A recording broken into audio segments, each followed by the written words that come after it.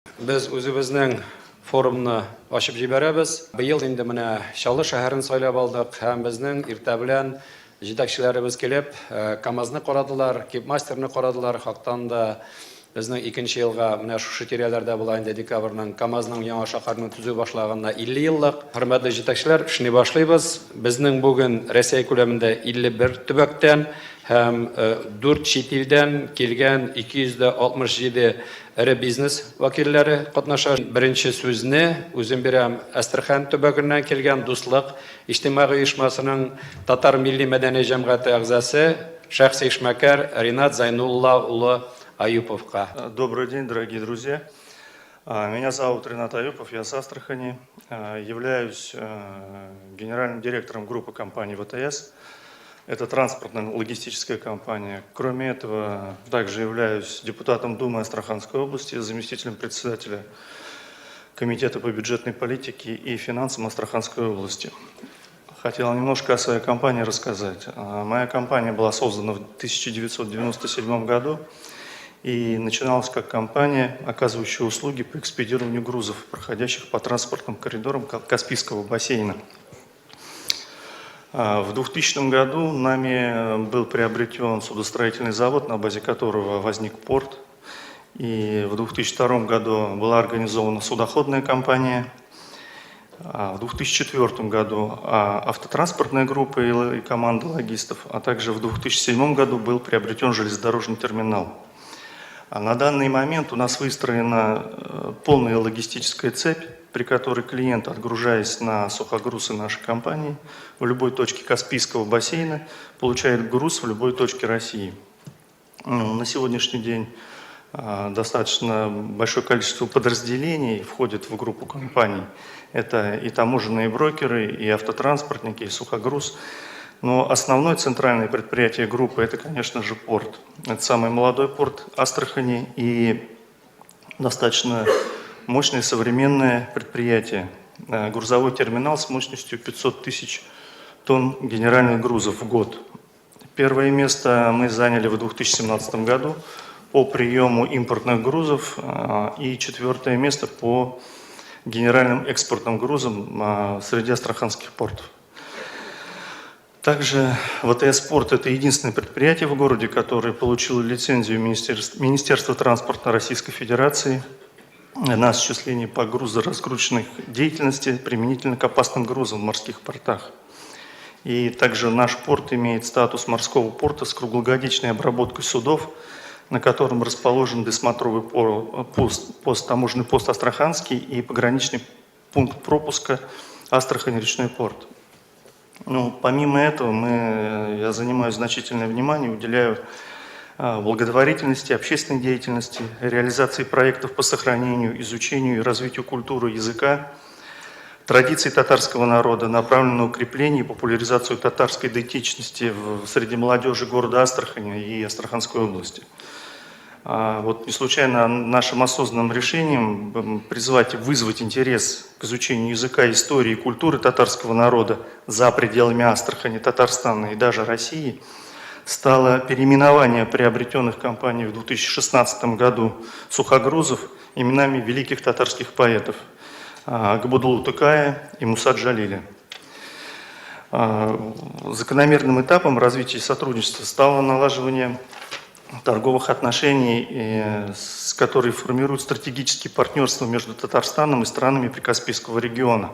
Мы буквально вчера встречались здесь с партнерами в Татарстане и договорились, что на 2019 год, когда откроется навигация, мы в пробном режиме, в тестовом попробуем привезти из Туркменбаши продукцию Туркменбашинского комплекса нефтеперерабатывающих заводов сюда, в Казанский порт.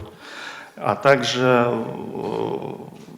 есть перспективы того, что зерновую продукцию сельхозпроизводителей Татарстана мы будем доставлять до северных портов Ирана.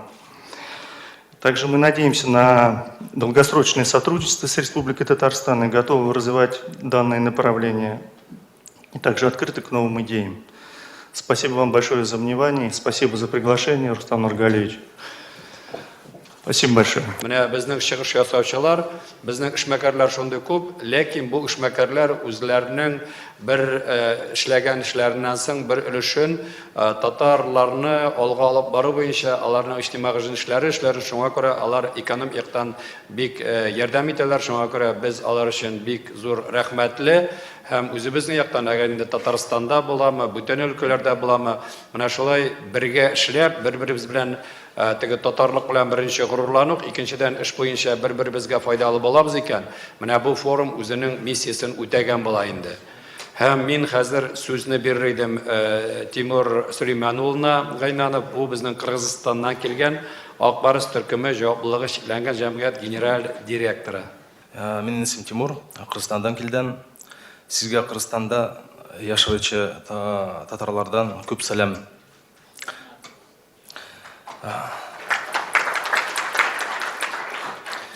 Татар теле камил беләү сәбәптән рус теленә күчәм.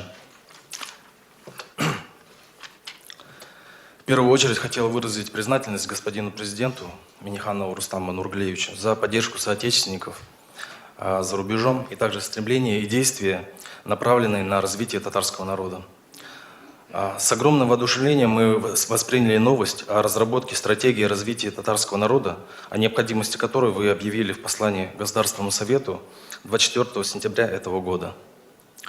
В связи с этим я хотел бы представить вашему вниманию и вниманию аудитории некоторые предложения, которые могут быть приняты и внесены в реализацию стратегии развития народа.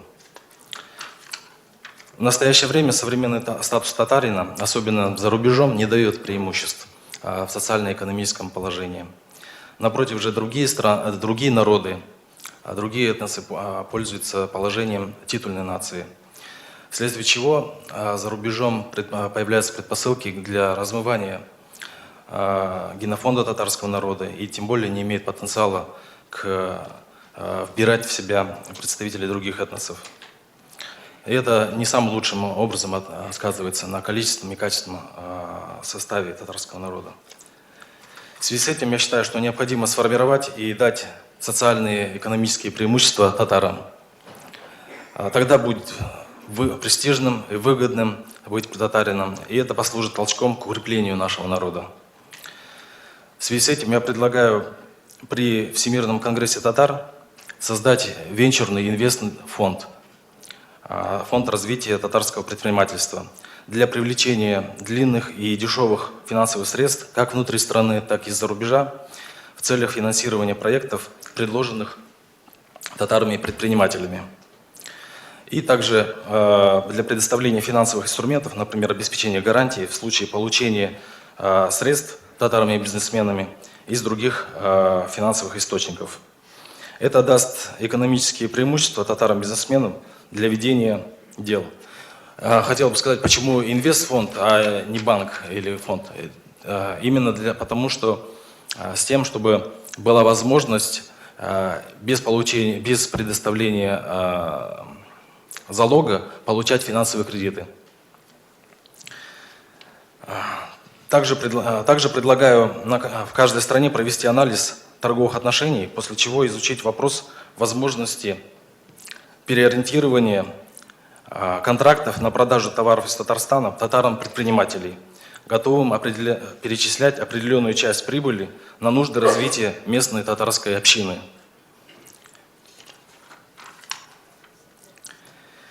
Также считаю, что необходимо провести ревизию, скажем, кадрового человеческого потенциала в каждой стране с последующим анализом политического и экономического потенциала, чтобы было ясно и точно понимать, на что рассчитывать, что делать в каждой отдельно взятой стране.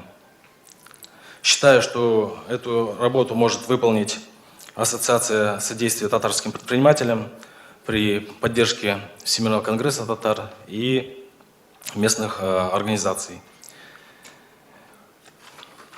Эту базу данных предпринимателей и общественных политических лидеров нужно сделать доступной на сайте ВКТ, Всемирного конгресса татар и Всемирной ассоциации содействия татарским предпринимателям. В таком случае это будет способствовать в наш век интернета поиску и становлению новых торговых и экономических связей. Уважаемый Рустам Нургалиевич, в наш век конкуренции между не только бизнесменами, но и народами, этносами, мы хотели бы, чтобы центр, который мы считаем Казань, нашей столицей, чтобы дала нам какие-то определенные преимущества, создал такие условия, чтобы мы могли заработать не только для себя, но и для нужд и развития местных татарских общин. Я хочу, чтобы татарские общины были богатыми и не уступали по уровню влияния другим национальным диаспорам, как за рубежом, так и в других так и в регионах Российской Федерации. Также касательно стратегии развития, я хотел бы сказать, что полагаю, что она должна состоять из нескольких блоков, включая культурное развитие, социально-экономическое, бытовое, демографическое развитие. Ихтибар очень зур рахмат, бирге булыйык, бирдем булыйык, унышлар сезге зур рахмат. Бұл хақтан да соңғы 2 ай ішінде ең зор көтеріле тұрған темаларының бірісі. Біздің президентіміз Рустам Нургалиевич хақтан да юлама ясағанда Конгресс қаршында шондай бурычны қойды. Біз енді бірнеше түркімлер ясап, Фәннәр академиясы, Тарих институты, эшмәкәрләр һәм яшьләр аша біз хәзер зур тәкъдимнәр җыябыз. Менә бу безнең очрашуда шундый тәкъдим ясау һәм теманы алып бару безнең өчен дә бик шатландыра, алга барыбыз Алла бирсә. Хәзер мин сүзне Башкортстаннан килгән Шакмакташ җаваплылыгы җикләгән җәмгыять генераль директоры Ирек Гомәр улы Бәкировка бирдем. Мин үзем Кушнар районында яшим.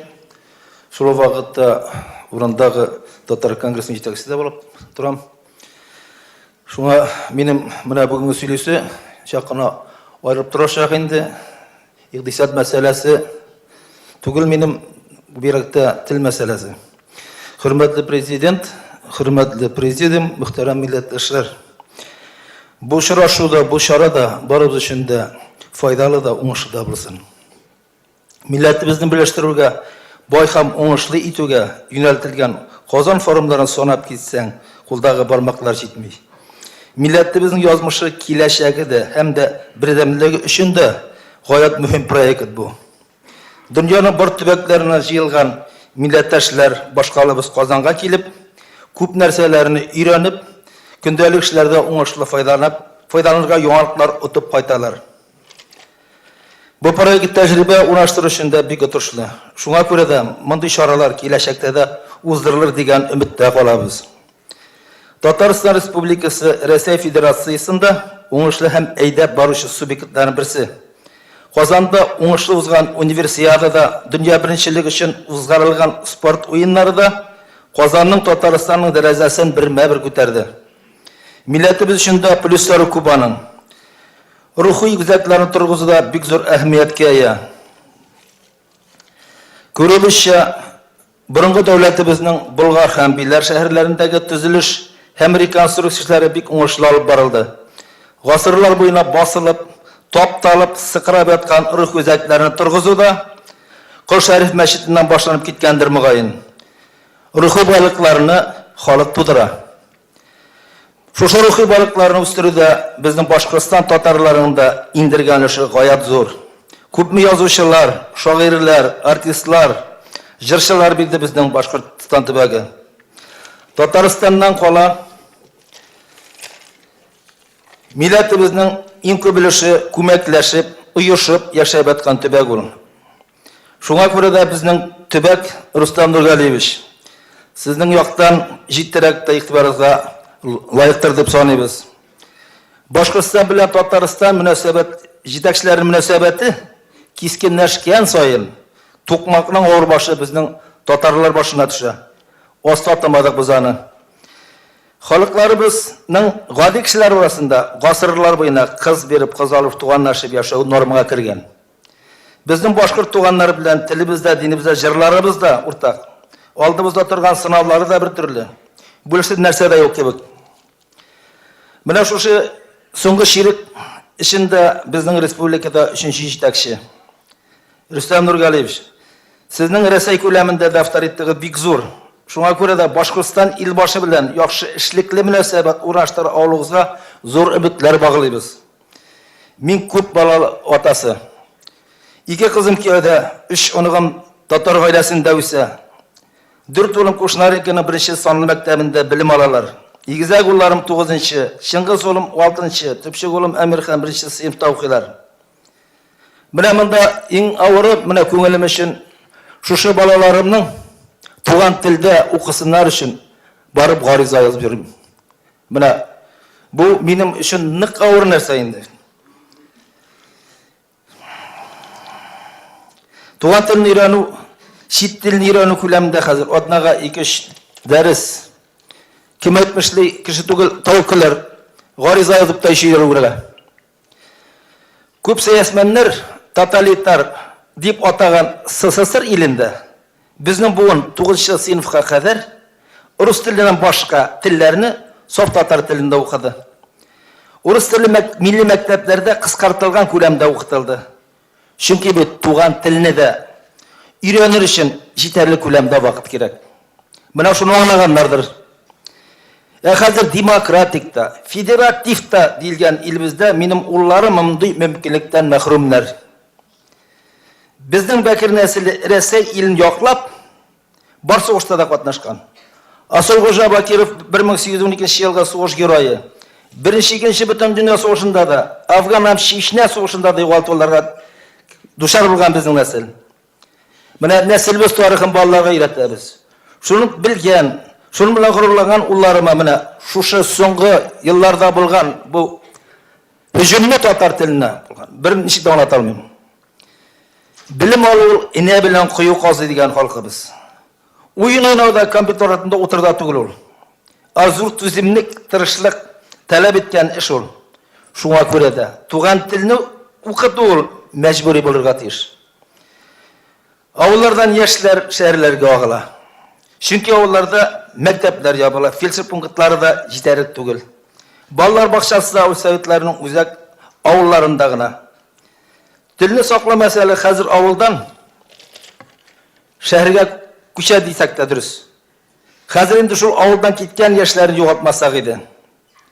Zamanında Tatarlar şehirlerde biste buste bulup yaşaganlar. Şu şurlarının tecrübesini öğrenirge turu kilmegeyin.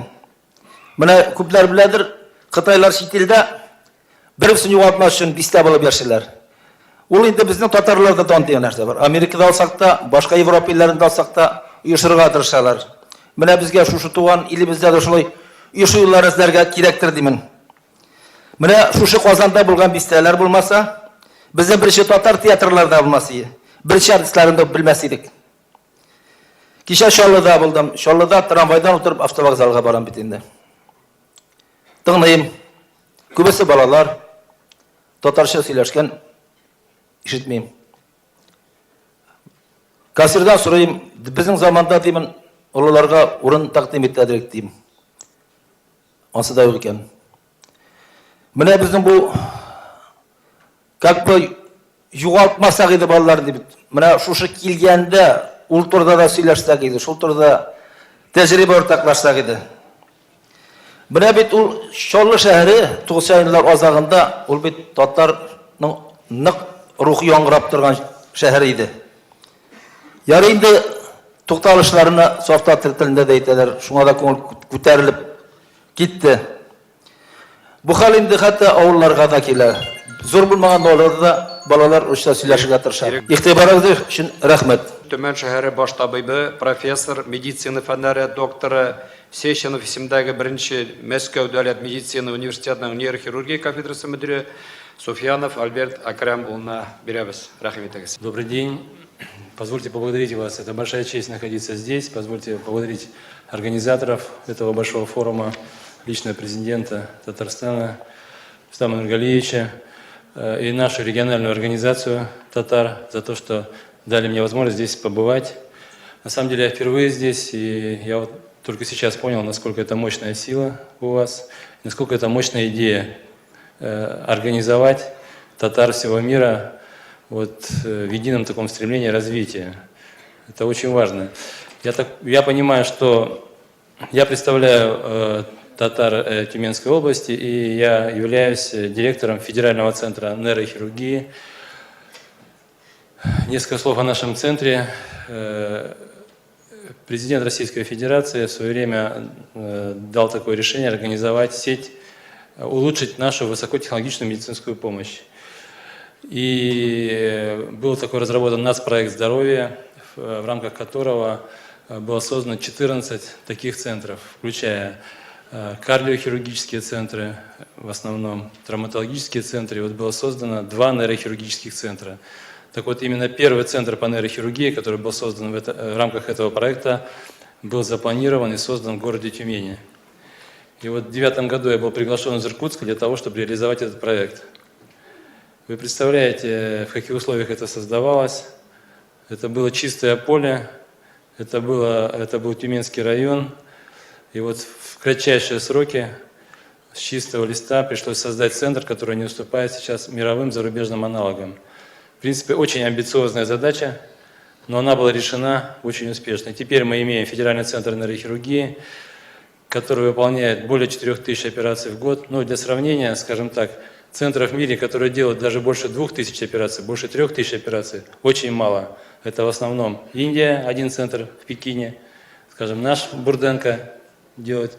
И вот наш центр тоже вышел на такие объемы.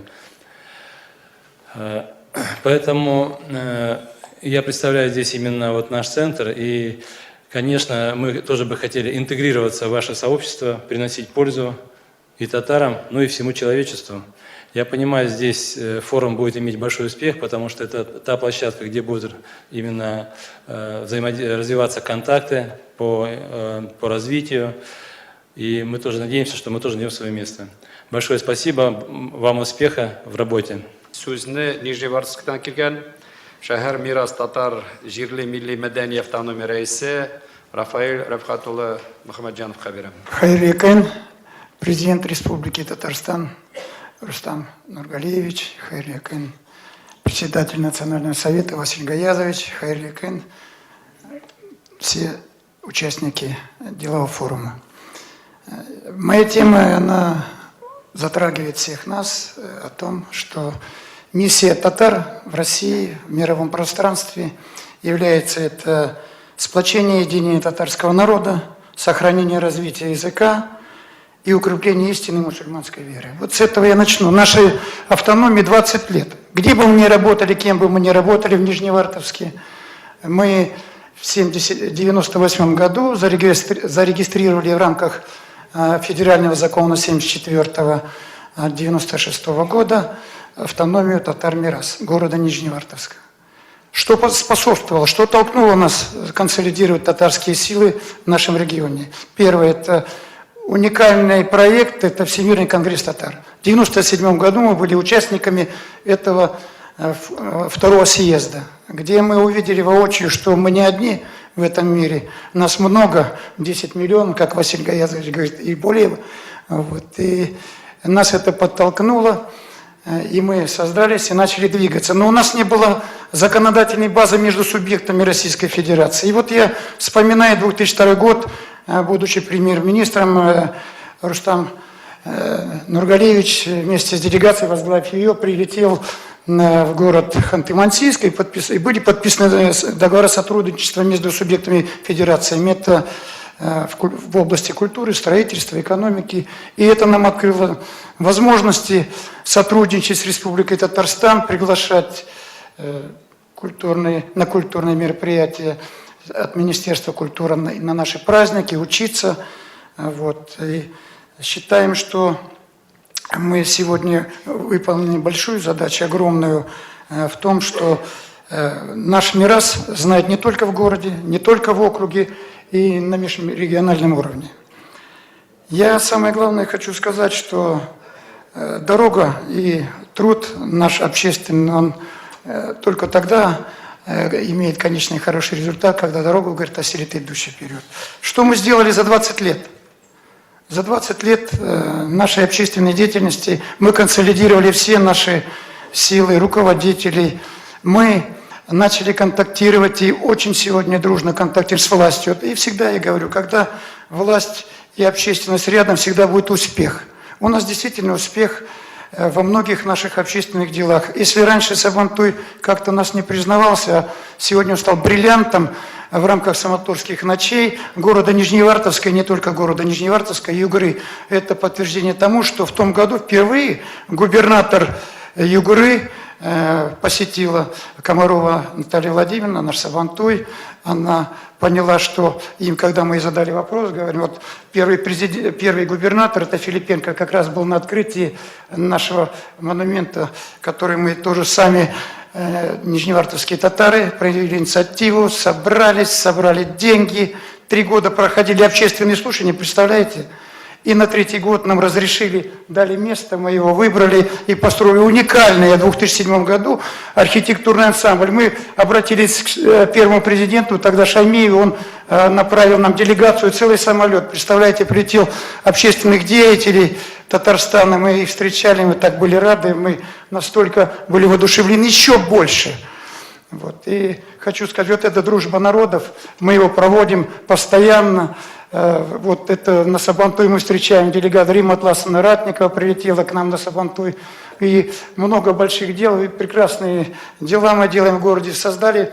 И в этом году, мы заключили в том году в школе, выполняя решение 6-го съезда Всемирного конгресса татар, мы приняли решение активно арендовать в школах, муниципальных школах города Нижневартовска классы. Мы их арендовали, мы делали сами за свои деньги ремонт и начали в воскресных школах учить татарский язык. В этом году как раз, Василий, это наши, как мы проводим праздники, нас там много, нас 40 тысяч, представляете, татар в городе Нижневартовске проживает. Это целое поселение, из них 8 тысяч проживает башкир. Вот. И мы живем в мире, в дружбе, согласии. Такой город, как Нижневартовск, он, кто приезжает, это город дружбы, город мира, в нем проживает 126 национальностей. У нас есть свой центр национальных культур, и директор его является, как мы всегда говорим, это мать Тереза, где мы всегда спокойно приходим. Это наш мэр Василий Владимирович Тихонов, который всегда по-татарски с нами со сцены, во всех делах, приветливый. Вот. Конечно, мы приглашаем ансамбли с мировым именем, это Государственный ансамбль Республики Татарстан, к нам прилетают в гости уже 20 лет. Мы с ними дружим, в государственном ансамбле, они постоянно у нас выступают. Это у нас как раз было 20-летие, на 20-летие мы показали нашу работу, мы создали музей, выиграли президентский грант России и создали в одном из муниципальных предприятий, где сегодня я являюсь председателем наблюдательного совета, открыли музей Мусис Джалили, вот как раз открытие его, вот, и там дети, это воспитание патриотизма, любви к Отечеству. Вот этот проект не закончен, еще нам 3 зала надо сделать, и мы его сделаем, Алла Берса. И я уверен, что многие, кто посетит Нижневартовск, он с удовольствием окунется в мир и пространство наших татар. Хочу главное еще сказать, что мы не только... Это детский садик у нас, это мы класс татарский открываем. Вот посмотрите, какие детки у нас там уникальные, дети. А вот и класс какой мы отремонтировали. Вот. И на самом деле мы делаем все, считаем своей миссией, кем бы мы ни работали, где бы мы ни работали. Вот это наши детки выступают на сценах школ. Вот. И я хочу еще, последнее слово хочу сказать, что у нас есть стратегия развития и нашего татарского движения в городе. Это строительство мечети новый Ихлас. Мы отвели уже место, 4 гектара, и надеюсь, что первый камень мы заложим январь-февраль. Завершение строительства соборной мечети, мы ее строим на 800 мест. Открытие еще одного класса в школе номер 1 по изучению татарского языка. Подготовка и проведение мы обратились в правительство, Всемирный конгресс татар нас поддержал, и мэр, и губернатор устно о проведении 21-го федерального Сабантуя в городе Нижневартовске. Мы с вами там все и увидимся. Мы надеемся, вот, и, что президент примет правильное решение, что Хмау Югра, как в 2002 году вы там были, так побывайте и в 2021. Вот. И, конечно, реализация окончания проекта, это проект совместно с Национальным музеем Республики Татарстан, ну и участие во всех общегородских праздниках. Я, конечно, хочу и главное еще сказать, мы сегодня делаем опору на молодежь, все, да? Я прошу извинения, вот так вот эмоционально, когда говоришь, с Бик любовью. зарахмат. Вот. Бик зарахмат. Бик зарахмат. У нас много есть что сказать, поэтому приезжайте к Шәрегез. нам в Нижневартовск, мы всегда встречаемся. Хәзер Валид Яковлевич рәхмәтуллин чыгышасы, ул Краснодар краеннан Кубань Татарстан сәүдә йорты җаваплыгы җикләгән җәмгыять генераль директоры. Хөрмәтле милләттәшләр, барыгызда Кубаннан, татарларынан зур сәламнар тапшырылар. Уважаемый Рустам Нургалевич, дорогие друзья, мне очень приятно находиться в этом зале среди достойных представителей татарского народа. Мы все разные, и для каждого самым важным является то, что он сделал доброго в своей жизни, какую память он оставил у себя, у людей о себе. Так и для меня самым важным является, что я сделал в своей жизни для людей, какие добрые поступки успел реализовать. Так меня и моих братьев и сестер учили наши родители, которые воспитали 7 детей. Отец Якуб Хусейнович, ветеран Великой Отечественной войны, долго болел, умер от боевых ран в 1978 году. Мама Магру Исмаиловна, тоже ветеран Великой Отечественной войны, принимала участие в партизанском движении на Кавказе, умерла 1 августа в этом году. Также я воспитал своих детей, Мариам, Юнуса и приемную дочь Марию. Вкратце расскажу о себе. Я офицер запаса, отдал 15 лет вооруженным силам, любимая профессия военного летчика-истребителя. После ухода на заслуженную пенсию оказался на гражданской Ниве. Занялся предпринимательской деятельностью, было трудно привыкать к гражданской работе после военной службы, самому строить свою жизнь, свое дело. У меня начало получаться, и из первой прибыли я начал заниматься благотворительной деятельностью. Как сын татарского народа я решил помочь своему родному татарскому хутору, в котором я родился. Это были тяжелые 90-е годы. Я видел, как трудно живется в родном хуторе. Я неоднократно отправлял туда продукты, масло, муку, поручив главе хутора самому распределять их среди нуждающихся. К этой мысли меня подвела моя мама Магру Исмаиловна. Она тогда еще жила в этом хуторе. Потом на личные средства я построил мечеть, я и моя семья построили мечеть в татарском хуторе политотдел. Ежегодно спонсировал новогодние елки для детей из этих хуторов. Вот с удовольствием помню, как мои дети с удовольствием упаковывали подарки для хуторских ребятишек.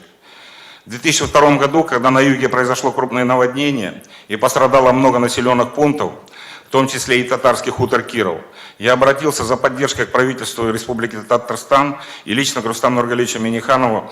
В результате Республика Татарстан отгрузила в Адыгею 4 вагона гуманитарного груза. Также на мое приглашение после этого случая, после наводнения, откликнулся заслуженный работник культуры Татарстана Рим Калимулин. Он выступал с благотворительными концертами в обоих татарских хуторах, и что важно, татарские песни Рим исполнял с кузова грузового автомобиля, как во время войны. Народ был, конечно, очень удивлен, и было приятно. Теперь под моей опекой находилась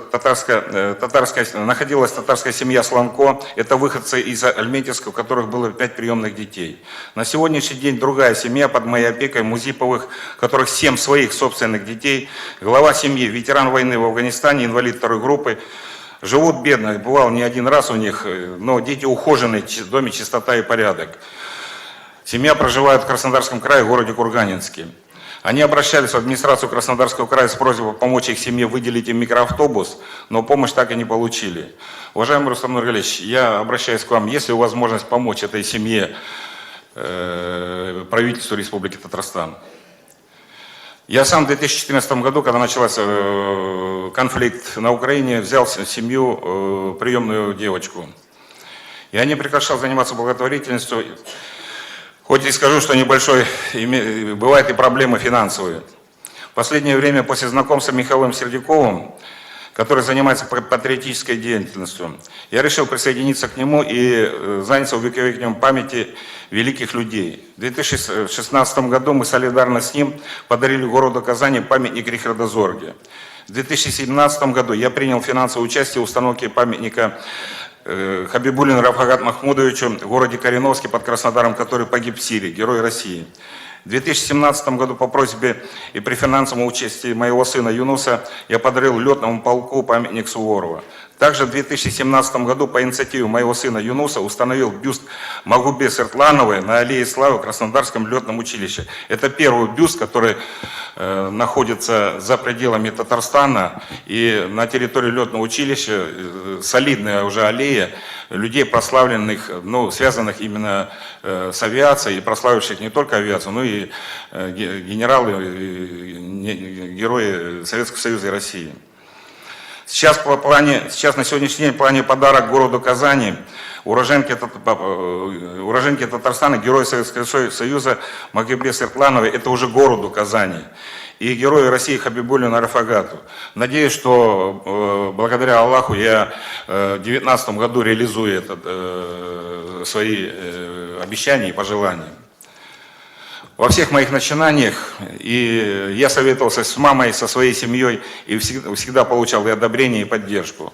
Мой сын Юнус, мой единомышленник, он присутствует в этом зале, полностью меня поддерживает. Он также свои, пусть даже офицерские зарплаты, но все равно старается выделить деньги на благотворительность. Вчера он был отмечен высшей наградой Всемирного конгресса. Он офицер, капитан, прошел по стопам отца. Есть у него подчинение ребята из Татарстана.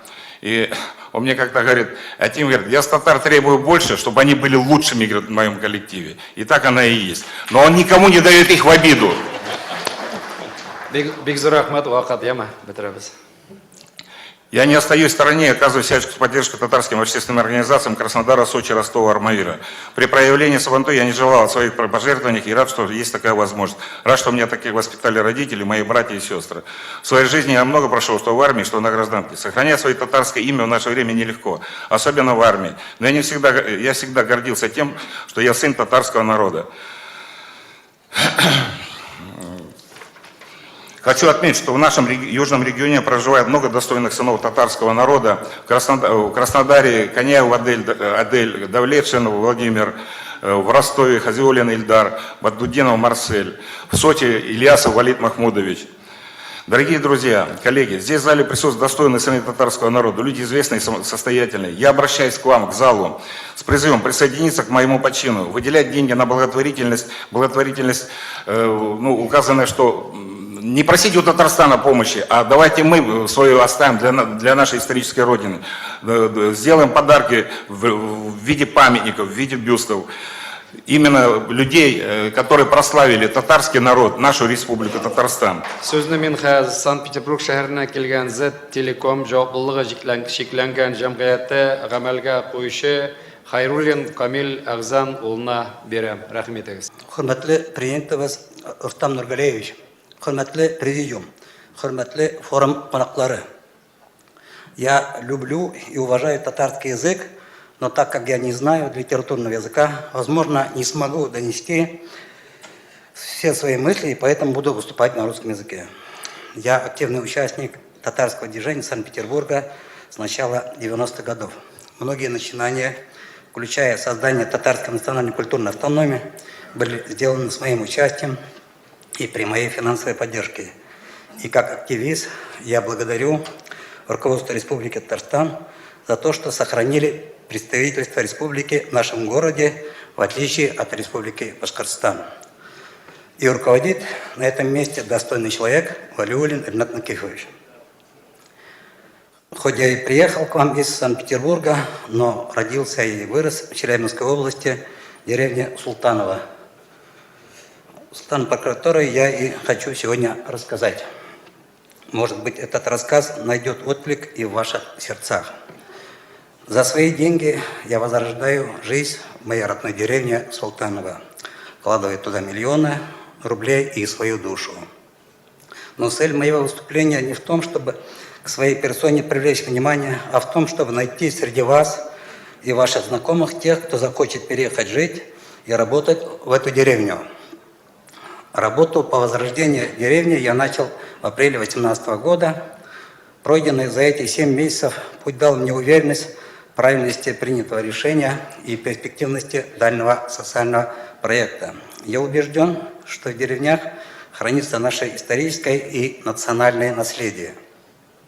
Несмотря на то, что большую часть своей жизни я прожил в культурной столице, я никогда не отпускал из своего сердца родной дом и с гордостью могу назвать себя деревенским.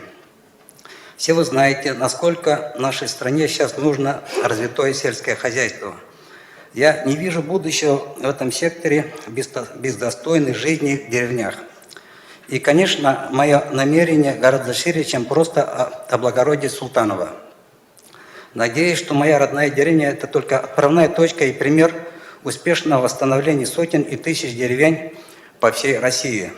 К сожалению, в нашем обществе существует стереотип о низком культурном и образовательном уровне людей, проживающих в деревнях. Разрушить этот стереотип – главнейшая задача всех, кто работает над процветанием малых территорий. В деревне сегодняшнего дня должны жить и работать люди с высшим образованием, которые разбираются в самых современных технологиях. Таким образом, прилагательной деревенской стала бы не характеристикой образовательного и культурного уровня, а просто обозначением места проживания. Ведь кому-то удобно мерить свое свободное пространство квадратными метрами, а кому-то сотками и гектарами. И я бы мог воссоздать бывшее отделение совхоза, построить фермы, возделывая 1500 гектар брошенных полей. Но этот путь приведет к тому, что это будет мой бизнес. И это все будет замкнуто на мне. Я хочу помочь создать в деревне 20 крепких самостоятельных хозяйств, которые явились бы двигателем для деревни и могли бы развивать ее даже без моего участия. Для привлечения таких людей я объявил, что готов предоставить финансовое плечо каждому, кто переедет сюда, создавая свое хозяйство. Мне важно дать шанс талантливым людям построить свое будущее не только в области сельского хозяйства, но и малого промышленного производства. Для того, чтобы такие люди пришли сюда скорее, я уже построил 3 дома из соснового сруба 6×8 со всеми удобствами. Эти дома бесплатны для проживания и ждут своих хозяев. Построен 4-й дом, в который скоро заедет семья фельдшера. Из Челябинска переехал к нам животновод. Для него мы модернизировали ангар под ферму на 20 коров. Это как раз тот случай, когда человека жить в деревне доставляет удовольствие. Он купил себе уже лошадь, считая, что машина менее практична для деревенского бездорожья. Мы обучили местную жительницу делать настоящий итальянский сыр, закупили ей соответствующее оборудование. Местные жители уже дают на сыроварню свое домашнее молоко по 30 рублей за литр. Весь производимый сыр имеет высокие гарантии качества и пищевой безопасности. Я подчеркну, что моя главная задача не обогащение отдельных бизнес-единиц, а улучшение финансового положения как можно большего количества местных жителей, но за счет результатов их собственного упорного труда. Конечно, только на развитии бизнеса деревню не поднимешь. Без детей нет будущего. Именно поэтому я решил, что в первую очередь буду давать поддержку молодым многодетным семьям с детьми до 8 лет. В нашей деревне есть и детский сад, и школа. Мне бы хотелось увидеть, что именно такие семьи преуспевают в стремлении разводить скот, засевать поля, производить востребованные продукты. Если таким семьям удастся создать для своих детей понимание, что на земле можно жить достойно, то у нас формируется положительное отношение к труду сельского труженика. Эти дети уже не оставят надолго родную землю ради городского комфорта и других благ. Потому что к месту, где прошло действо, тянет в любом возрасте, а с годами эти чувства еще сильнее. Для меня очень важно, что у меня состоялась возможность выступить перед таким большим количеством татарских бизнесменов. Я буду очень благодарен вашим советам. Поделитесь, пожалуйста, как бы вы поступили на моем месте, возрождая деревню. Приезжайте в Султаново. Я буду рад видеть каждого из вас. В городах мы быстро теряем свою национальную идентичность. Деревня является центром сохранения культуры. С возрождением малых территорий мы сохраним огромный пласт национальных традиций, ремесел, а самый главный – родной язык. Тот язык, на котором ловится, мы всегда будем разговаривать с нашими детьми, как в жизни, так и в их памяти. И они будут говорить со своими детьми. Спасибо за внимание. Мы кіші телефон білән сіздің карточканы фотоға түсірі шаңа көрі. Сізге бек рахмет. Хәр ауылдан шыққан татар шәхсләре бар. бизнеста эшлиме, шмәкәр белеп, дәүләт эшендә эшлиме. Әгәр алар үз авылларына кайтып, әйләнеп шулай менә сезнең кебек күрсәтсә, безнең авыл алар үлмәслек балалар. Шуңа күрә сезгә бик зур рәхмәт, эшегездә уңышлар телибез, яме. Хәзер мин сүзне Башкортстаннан килгән Гермес җаваплылыгы чикләнгән җәмгыять генераль директор урынбасары Хәниф Газиз улына бирдем һәм аның аныкчыгына Карина Илгиз кызына эшлекле партнерларының форумына Башкортстан Республикасы халкынан, анда яшәүче татарлардан кайнар сәлам тапшырырга рөхсәт итегез.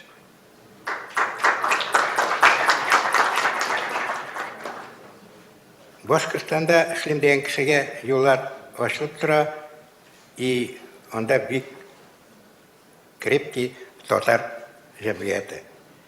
Үзем нигез салган Гермес компаниясе моның ачык мисалы. Ширек гасыр элек башка килгән идеяны тормышка ашырып, бүген завод төзегә кадәр барып җиткәнбез. Димәк, безнең хыял ырлыгы бәрәкәтле җиргә төшкән. Вакытында су сибелгән, җир мошаткан, һәм бүген Гермес Medical Group гаилә бизнесы булып чәчкә аткан. Татарның буеннан буенга кичеп килгән эшлекле, сыйфатлы яшәүчәк Гермес Medical Group компаниясының внучкага башкарма директоры Садыкова Карина Ильич кызына бирәм.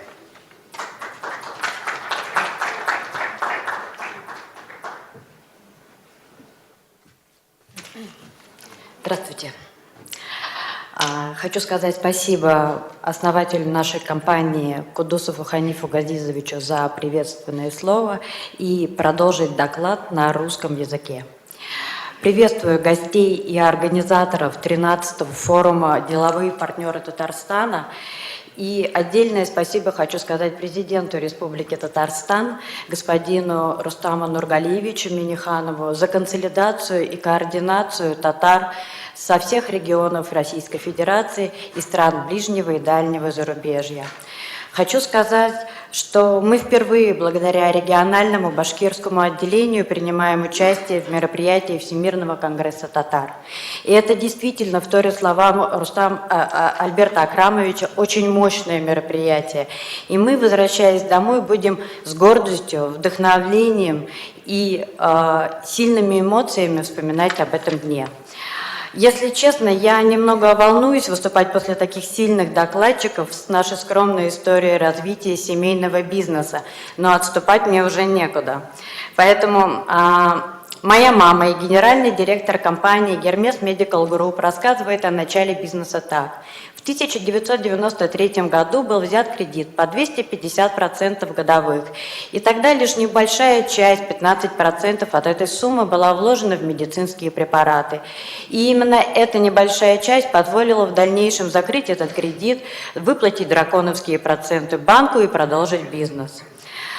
Потом был долгий путь торговли, как оптовой, так и розничной фармацевтическими препаратами, позволивший сформировать крупную клиентскую базу и построить молодой и надежный коллектив единомышленников.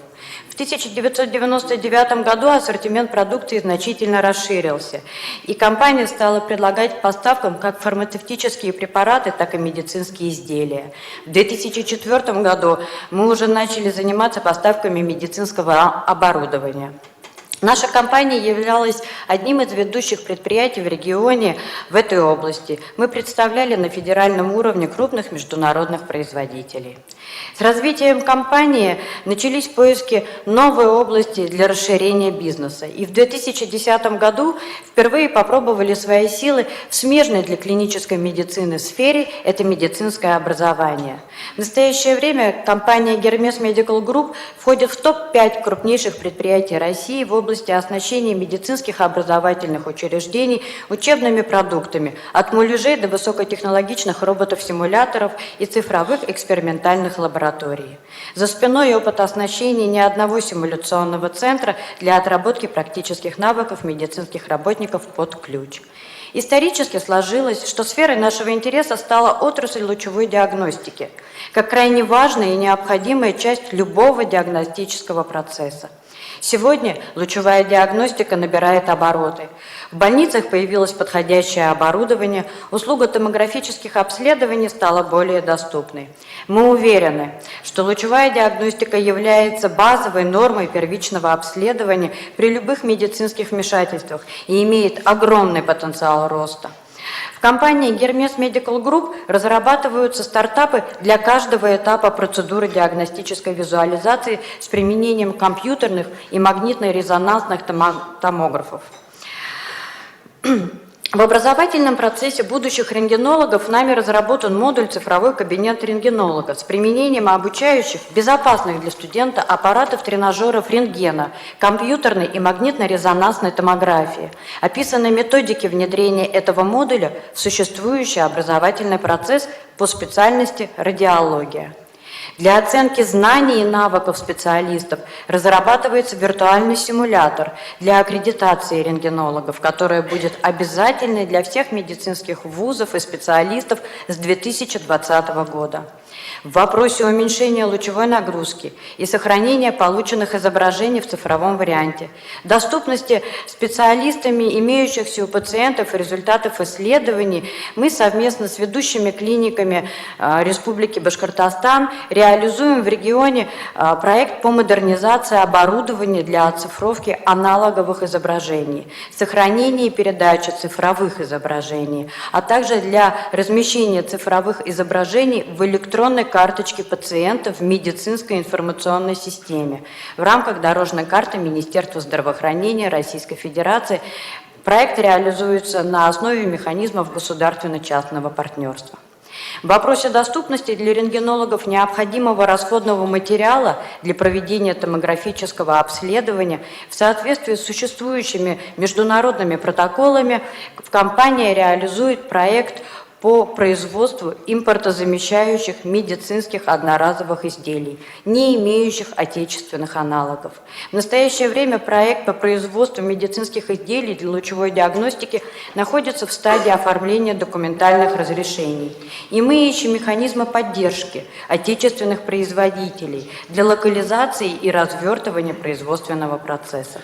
Карина Эльгизовна, у нас регламент, ладно? Таким образом, сейчас, спустя четверть века, наша компания своего рода мини-кластер в сфере лучевой диагностики. И мы считаем, что путь к развитию внутреннего потенциала наших людей и предприятий – это преодоление кризисов. И для нас глобальный кризис, в том числе и санкционной политики в отношении России, стал поводом начать свой локальный производственный процесс, актуальный для отечественной медицины. Будем рады обмену опытом и построению новых партнерств и предпринимателями и представителями общественных и государственных структур. Сөзні мен Мордовиядан келген шәхси эшмәкәр Равил Сәев улына берем. Исәнмесез, кадерле иптәшләр, исәнмесез, кадерле Рустам Нургалиевич. Беренчедән зур сәламнәр белдерәсем килә сезгә Мордовия татарларыннан, барыгызга да. Зур рәхмәт әйтәсем килә бүгенге җыелышны оештыручыларга. Рәхмәт сезгә безне күреп чакыруыгызга һәм дә шул җыелышта безгә предприятиебыз турында сөйләргә биргән өчен. Безнең туган як Республика Мордовия, Белозерье авылы, предприятиебыз фасовочный цех авылыбызда 2008 елда төзелде. Продукциябыз көнбагыш лакомка итеп чыга башлады. Предприятиебызда 10-15-кә кадәр кеше эшли, барысы да үзебезнең авылдашларыбыз. Без татарлар, читтәге татарлар дип әйтеләбез, чөнки Казан ул татарларның йөрәге һәм дә татарларның үзәге дип беләбез һәм чын күңелдән яратабыз.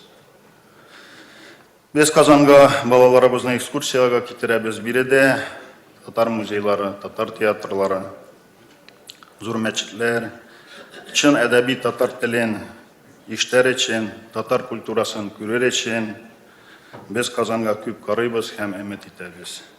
2015 елда үзем дә гаиләм белән Казанга килеп җиткәч, балаларым да Казанны чын күңелдән яратты.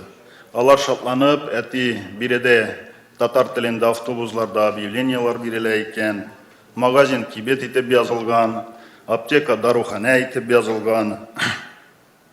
Монда зур мәчетләр икәненә бик зур шатланып бирделәр. Шул экскурсияның нәтиҗәсе дә килеп чыкты. Балам Казанда булган 7-нче лицейга укырга кереге бик зур сәлият бирде һәм отбурлар үткәч керде. Бүгенге секәндә 9-нчы сыйныфта укый. Зур рәхмәт әйтәсем килә администрация 7-нче лицейны Кынаға Намасовский районга һәм дә укытучыларга аларның профессионал булуларына, чын йөрәктән укытулары өчен һәм дә халкыбызның телен һәм традициясын балаларга күрсәтүләре өчен. Казанда булгач, балам инде Акбарс командасы өчен балет итә башлады. Чын күңелдән, чын йөрәктән. Без дә семьябыз белән, гаиләбез белән Акбарс командасын карый башладык, яраттык. Нәтиҗә барлыгы результатсыз кайчан тәкъдим керде, чыгарырга Акбарс исемле көнбагыш. Предприятиебыз шул нәтиҗәне кабул итте. Безнең предприятиебыз Мордовия Республикасының татар эшмәкәрләре клубы составына керә. Татар эшмәкәрләре клубы һәр вакытта да элемтәдә катнашуда бөтен дөнья татар конгрессы белән. Татар эшмәкәрләре клубы сабан туйлар, авылым тавышлары татар җыры фестивале, көрәш соревнованиялары, футбол турнирлары һәм хоккей турнирлары мероприятияларында һәр вакытта да ярдәм итә. Авылым тавышлары татар җыры фестивале язын үткәндә безнең Мордовияга килгән иде Данис Фанисович. Татарстаннан җырчылар китереп, безне тәбрикләп, балаларыбызга үрнәк күрсәтеп китте. Зур рәхмәтләр әйтәбез сезгә. Безнең авылдан Мордовияда хоккей командасы 4-нче ел чемпион Мордовия кала үз дивизионында. Анда барысы да татар егетләре. И чествование булганда мероприятиеда Данис Фанисович язлыкта килде. Барысына да Данис Зарипов подписы белән клюшкалар бирде. Безнең татар егетләре быел җыелып оештырдылар. Тагын бер команда, хәзер 2 команда Мордовия турнирында Азюркадан, Белозерье авылыннан участвовать итәләр, Алла кушса. Татар эшмәкәрләре клубы аларга Акбарсның почти копия формасын тектереп, татар клубы эмблемасын куеп, алар бик әйбәт итеп участвовать итәләр. Бөтен дөнья конгрессы безгә күп ярдәм итә. Казанда выставкаларда да катнашабыз.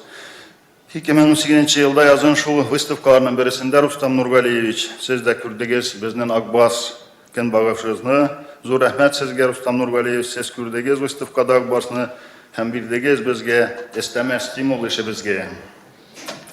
Татарстанда шуннан соң Актаныш районында без ачтык ООО, зарегистрировали налоглар калыр Татарстанда. Безнең предприятиебез фасовочный цех булыр ырлык фасовкасы буенча хезмәт күрсәтәчәк.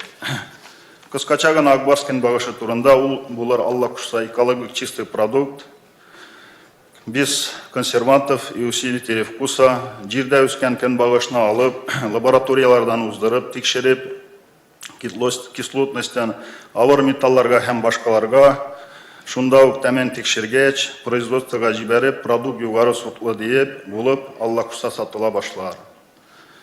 Бүгенге көнгә Акбарс көнбагышы Алексеевский райпулда кибетләрендә сатыла. Киләчәктә өметләнәбез Татпатрич союз аркылы Татарстанның, республиканың барлык кибетләрендә һәм Казан шәһәрендә үз продукциябызны сатырга ярдәм күрсәтсәгез иде, безгә читтәге татарларга бик зур булышы килеп чыгар иде.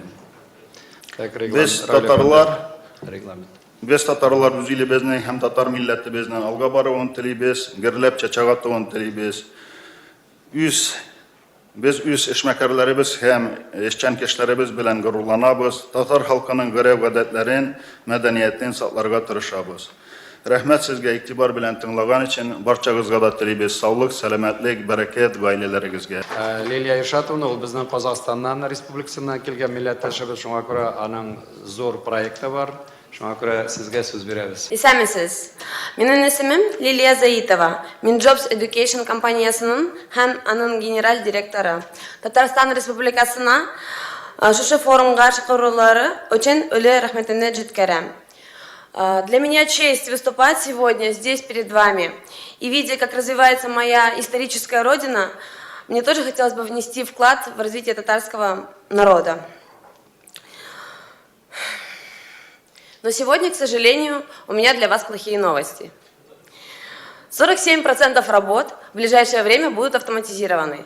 А это значит, все эти люди потеряют работу. Эра цифровизации и роботизации проникает во все. Вы каждый день пользуетесь искусственным интеллектом и даже не подозреваете об этом.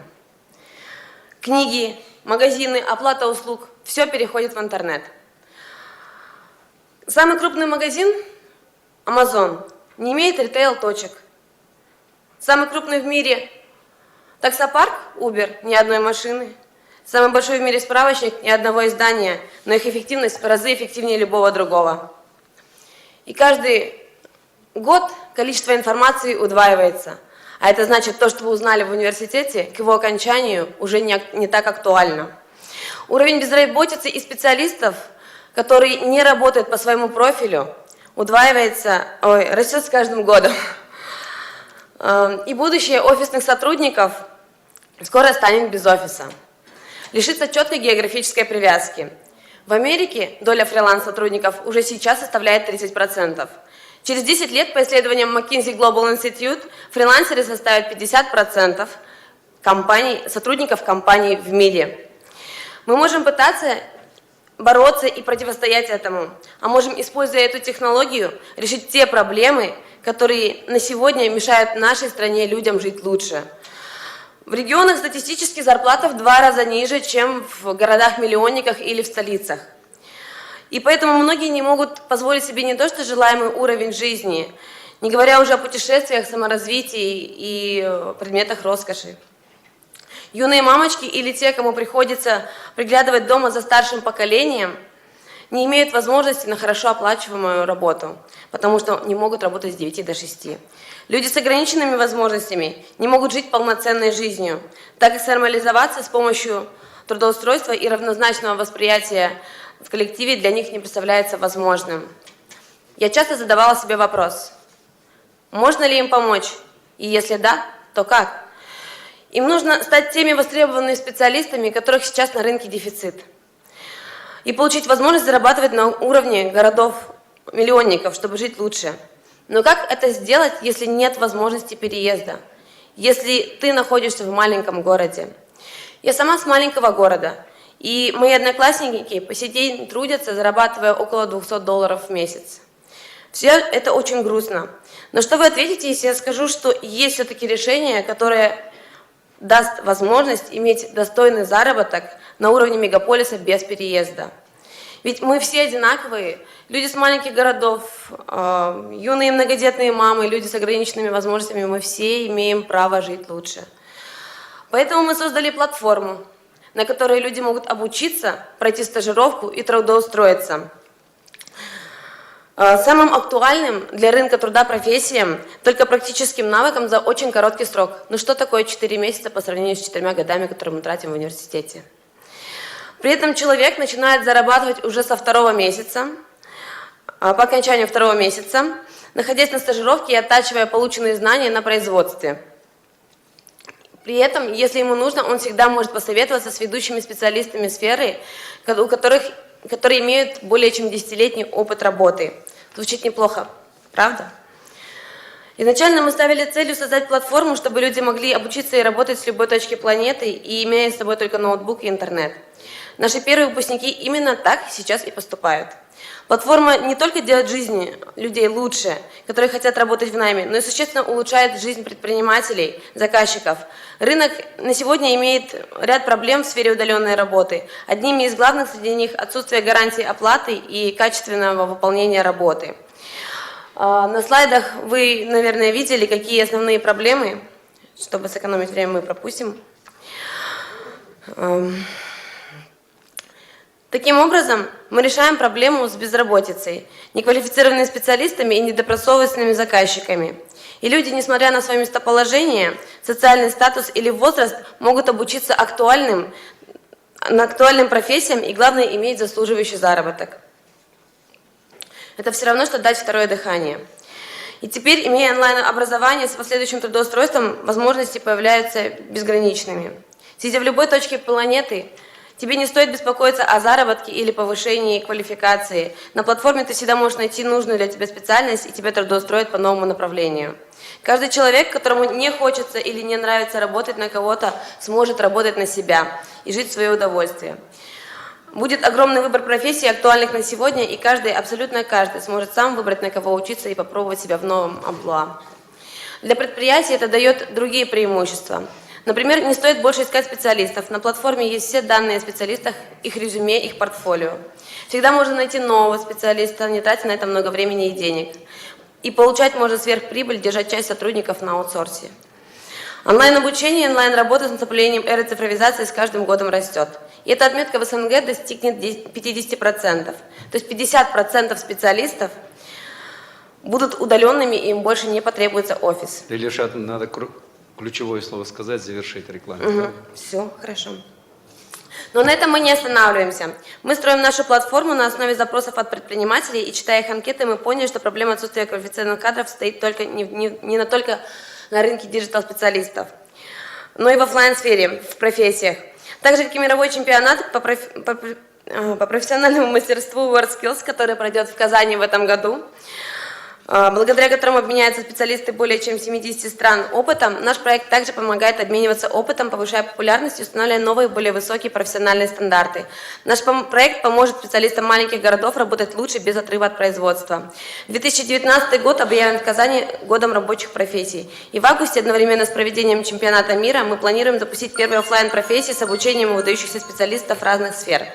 Мы хотим, чтобы не только люди с СНГ могли улучшить свою жизнь, но и люди со всего мира. Поэтому в ближайшем будущем мы хотим создать полноценный онлайн-университет короткого цикла профильного обучения, чтобы каждый житель этого мира имел доступ к новым знаниям и освоению профессий и смог, лишь протянув свою руку к компьютеру, изменить свою жизнь. Но в принципе выступление в тренде, то, что сегодня там везде говорят, смотрите, пожалуйста. То, что многие профессии живут себя, сейчас надо, это наверное, правильно. Но вот мы здесь собрались татары. Без біздің татарлықты сақтайсымыз келеді. Біз аны қойда сақтай аламыз? Шаһарда сақтай алмаймыз. Егер де біз ауылны бітіреміз, если деревня кончится, мы тихо-тихо размоемся.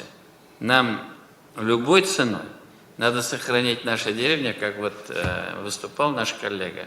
Хоть он там пока жить не может, наверное, когда-то переедет, когда время настанет, или будет приезжать. Біздің бітін негіз ауылда. Вот у нас массу программ, чтобы сохранить. Да, надо создать условия, чтобы жизнь в городе и вот в этом населенном пункте она как бы была конкурентная, чтобы житель этой деревни, я не говорю только маленькие города, могли там перемещаться, там иметь доходы. Поэтому если мы все в города-миллионники переедем, значит, все будем счастливы. Я бы не сказал. Вот многие люди, значит, ну просто я прошу сидите. У меня даже желания не было переезжать в Казань. Ну, так получилось по работе, вот пришлось, да, я после института уехал, я серьезно говорю. И мне это нравилось. Я думаю, это, может быть, была самая большая ошибка в моей жизни, что я уехал в свою деревню. Жил бы спокойно, значит, и мне всегда нравится, вот как ему, приехать в свою деревню, да, походить там, что-то сделать для этих людей, которые там живут. Но, с другой стороны, глобализация. Но я вам могу сказать, вот мордовскую семечку и через 100 лет, и через 200 лет будут искать и просить, как, где ее можно купить, чтобы вот такую, или вот нижегородский козлык, или еще какие-то вещи. Бояться не надо, значит, потом, что такое $200? Шлягангшига. Если у тебя есть полгектара и гектар земли, устранда, помидор, кияр, кишер, держи 3 коров, и ты будешь иметь все это. $200 тебе дают за то, что ты на работу пришел, не за того, что ты работал. Шлим деген кіші, мына мында шмәкәрләр. Ул нәрсә? Ул эшкә килде, менә эшкә килгән өчен менә сиңа $200. Эшләгән кеше үзенең тамагын да туйдыра. Вот я на примере, значит, ну мне неудобно, вы сядьте, пожалуйста. Нет, вы пока садитесь, потом скажете. Я хочу вот на примере, ну, моя мама уже сейчас не может, да, у нас вот хозяйство всегда было. Вот до 79 лет у нас и корову она держала, и барашки, и все, да. Каждую неделю, значит, вот 3 сына, всем нам молоко, сметана, значит, там яйца, значит, хлеб еще выпекала. Вот, но обеспеченные, состоятельные 3 сына, разве это, да? Но это мама нам присылала. И она всегда была самодостаточной. Эшләгән кеше ул бер кешегә дә нитми. Ул үз колы белән үзен булдыра. Поэтому ценность в чем? Вот вы здесь предприниматели. Люди, которые себя кормят и еще, значит, дают работу другим, и государство еще налог получит. Поэтому вам аплодисменты. Девушка тоже правильно говорит, но бөтенебездә Мәскәүгә, Казанга китсәк, әллә кая, әллә нәрсә эшләп булмый. Марат Илдус улы Кәлимуллин, бу безнең урман шифаханәсе кооперативы директоры. Кадерле делегатлар, әле без үсешен чагылдырып торган төп документларның берсе 204-нче майский президент указы. Бурычларның күп өлеше турыдан-туры Россияләрнең тормыш сыйфатын күтәрү белән бәйле. Рустам Нургалиевич, сез дәүләт советында, моны Кримда үткәнде, булдыгыз түгәрәк стәлдә теге фән, мәгариф, сәламәтлек саклау, демография, милли проектларда. Шуңа күрә мин беренче чиратта алар буенча үтәргә тырышырмын. Демография милли проектның иҗтимагый сәламәтлек ныгыту федераль проектның бүлегендә гражданларның сәламәтлек яшәү рәвешен мотивацияләре системасын формаштыру һәм иләнә-тирә мөхитне формалаштыру. Шул исәптән сәламәтлек туклануына һәм зарарлы гадәтләрнең баш тарту бурчы куелды. Балалар һәм яшь үсмерләр арасында элементар авылар теге балансыз тыклану аркасында килеп чыкканнар инде була. Алар арту айручы бурчу тудыра. Менә безнең выпускниклар арасында 2% кына балалар бөтенләй сәламәт. Үз чыгышымда мин шуңа ачыкларга телим. Ничек итеп безгә делегатларга Татарстан Республикасының безнең компания май указларны үтәргә ярдәм итә аларбыз икән. Рустам Нургалиевич, сез әйткән идегез, теге авылларны сакларга, ничек сакларга? Менә мин сөйләмәкче булам. Безнең фән национальный проект буенча 5 агробиотехнопарк ачылырга тиеш. 5 бөтен Россиягә. Аларның анда бер шундый требование бар. Объем реализации оказанных услуг 1 миллиардан ким булырга тиеш түгел. Без 2017 елда Мамадыш районында, Татарстанда ул агробиотехпаркты үтәгән и отрабатывать иткән. Бу мәсьәлә ул 5-10 минутта сөйләшә торган әйбер түгел. Шулай. Моңа вакыт кирәк.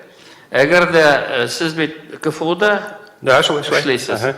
Мин сезне чакырамын. Тиешле белгечләрне чакырамын.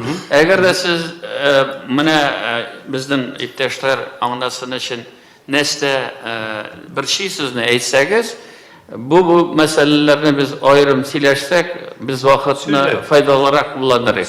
Сез монда әйтәсе сүзегезне әйтеп бетерә алмыйсыз.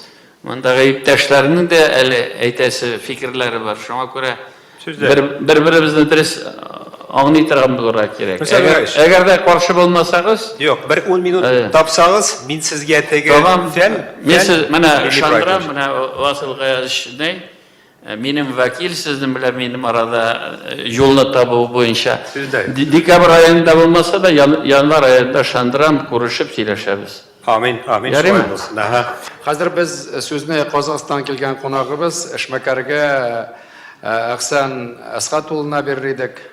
Hayırlı gün. Hürmet Prezident sizden iki narsa sorağım kile.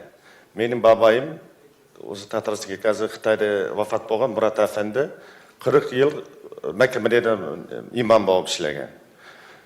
Birinchi arab tilidan Qur'on audargan Uyg'ur tilida Xitoyda. Shol men qo'limda o'sha bir Qazanda bir muzey ruxsatlashtirish var, o'z keyin men shu Qur'onni akib topshirib bersam sizga.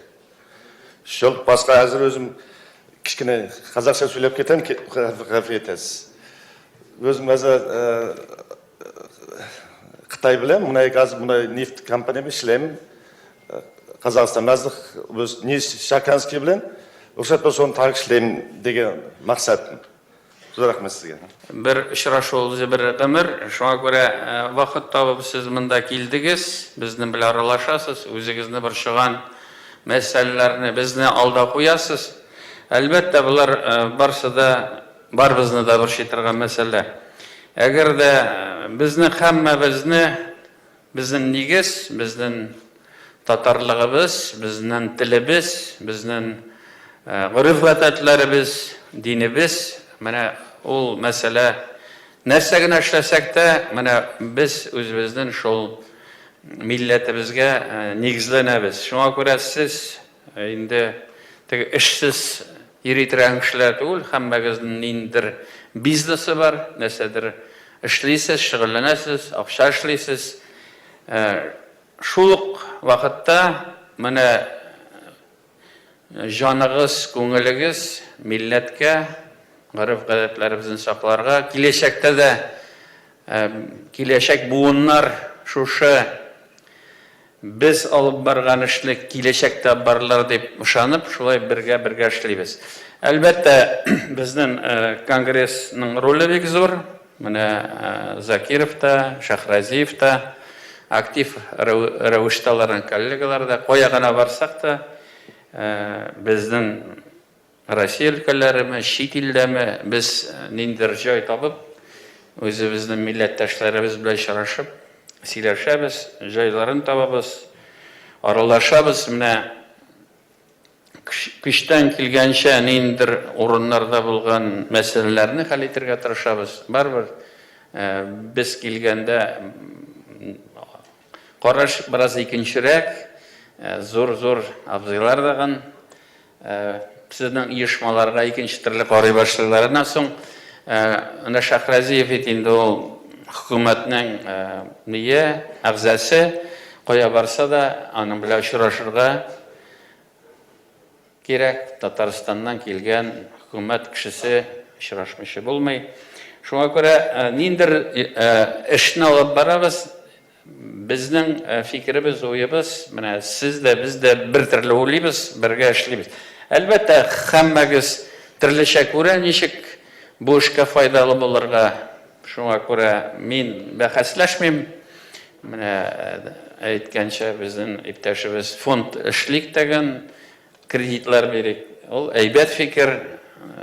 Һәр эшнең бар җае, һәр эшнең бар эштәлеге. Әйтик, мин әгәр дә кредит бирә торган кеше булсам, мин банкта эшләргә тиеш. Бүген көндә мин банкта эшләмим. Шул ук чакта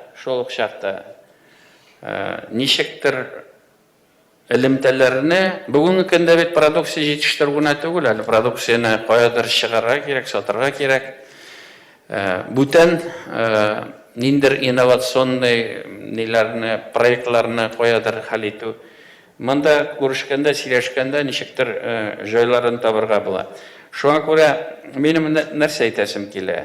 Әлбәттә, эшмәкәрләр урыннарда, Татарстанда ул ничектер укыту мәсьәләсе дә, эшмәкәрлек мәсьәләсендә дә ниндидер бер җае бар. Шитте булган татарларга бу мәсьәлә авыррак.